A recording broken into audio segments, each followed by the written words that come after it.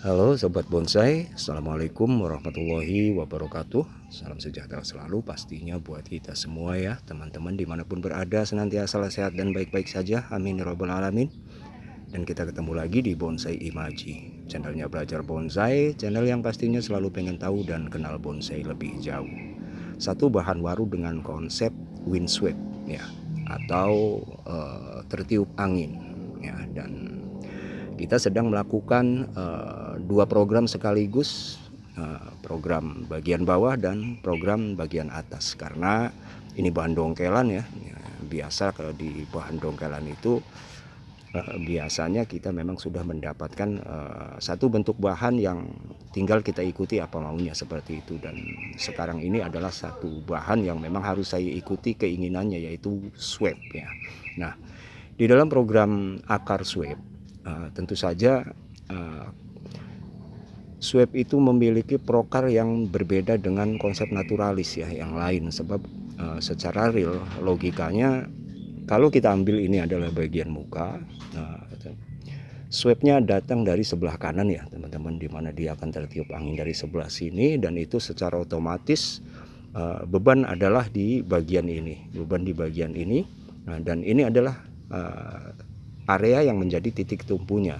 Nah, maka sangat ditekankan sekali ketika konsepnya adalah sweep, di sini harus memiliki akar yang dominan ya, sebagai bentuk pertahanan ya. Karena apa? Karena di sweep pun bukan berarti kita melupakan bagian pondasi yang kokoh. Justru untuk gaya sweep ini, kekokohan di bagian pondasi itu sangat-sangat ditekankan sekali. Enggak hanya di bagian yang harus memiliki akar dominan, tetapi juga di bagian akarnya berkeliling ya, untuk menghindari adanya penggunaan batu karang ya.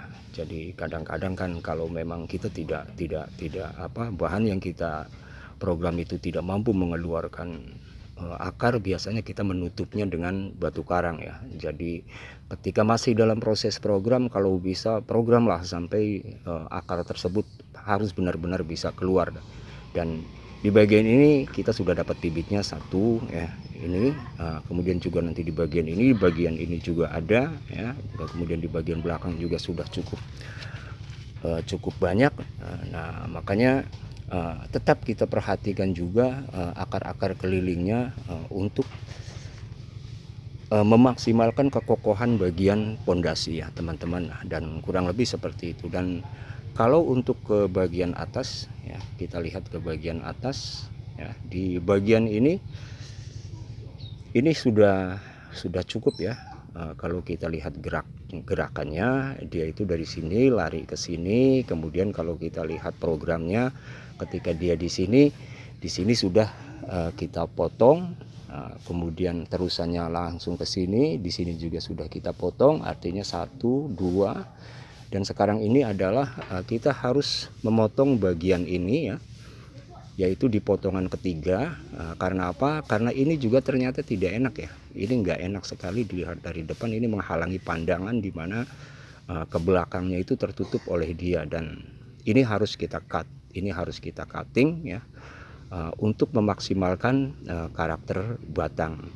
Dan kalau sudah kita cutting di sini ya, ada kemungkinan back ini adalah yang akan mengambil sebagian besar nutrisi yang mengalir. Artinya dia akan berkembang lebih baik, pembesarannya akan kita seimbangkan, dan nanti dia pun akan kita cutting untuk mendapatkan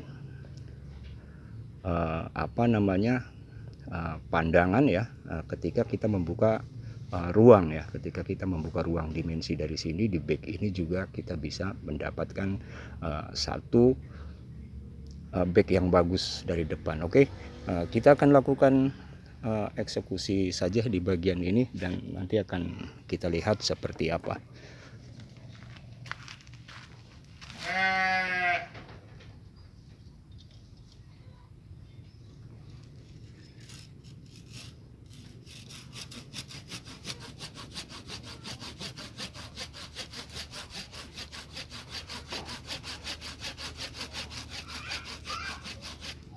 cukup lumayan ya teman-teman. Waru itu cukup menjepit ya ketika kita potong dengan gergaji ya. Tapi ini memang harus kita lakukan untuk mendapatkan karakter batang yang maksimal ya.